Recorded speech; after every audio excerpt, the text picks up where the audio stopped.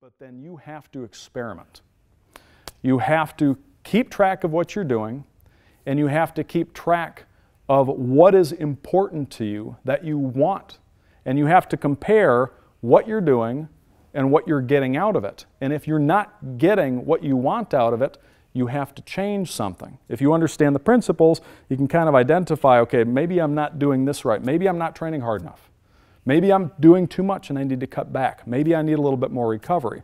But what you need to do to determine whether or not what you are doing is going to work in the long run and whether or not you need to change something is to track these things, make small changes, one variable at a time so that you know what is responsible for a change. If the result improves, then you know you're moving in the right direction. If not, then you make a change and you go another way.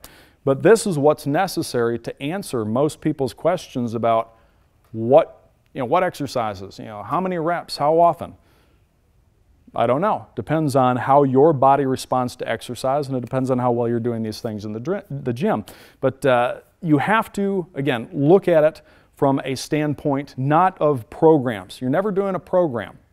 You are following a set of principles, and the application of those principles has to be flexible. Nothing is set in stone. Everything is a starting point from which to make adjustments based on how your body is responding to exercise. You literally have to treat it like a lifelong experiment. Keep track of what you're doing. Keep track of the outcome that you're after. Make changes. Note the difference. If it's moving you closer to where you want to be, you're moving in the right direction. If not, you moved in the wrong direction, you got to move it the other way. So, but just to recap, you have to train intensely. If you're not pushing yourself as hard as you can stomach during your workouts, you are not going to get the best results that you can. If you are training intensely enough, then you need to keep your workouts relatively brief. I can give you a starting point, but it would have to be adjusted. Most people, minimally, you need to work all your muscle groups. You don't want to ignore your legs or even smaller muscle groups like neck and calves and forearms. Minimally, you need to do at least one exercise for every major muscle group. But how much you do during a workout depends on what you can tolerate and recover from. Maybe you'll do all of them in a workout. Maybe you'll do 2 different exercises for a muscle group in a workout. Or maybe you'll split it up over several. You have to work everything. That's a minimal. You don't have to do it all in the same workout, but you don't want to ignore any muscle groups. And you have to get enough rest in between workouts. Again, how much? I can give you a starting point, but what works well for you, might be very different. On average, most people starting out don't train very hard. It takes a while for some people to learn it, to train intensely.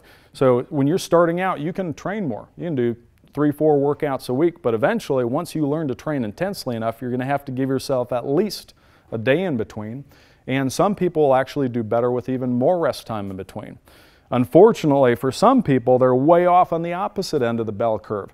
And they might have to do as little as 5 or 6 exercises once a week or less because they just have really crappy genetics for being able to tolerate and recover from exercise.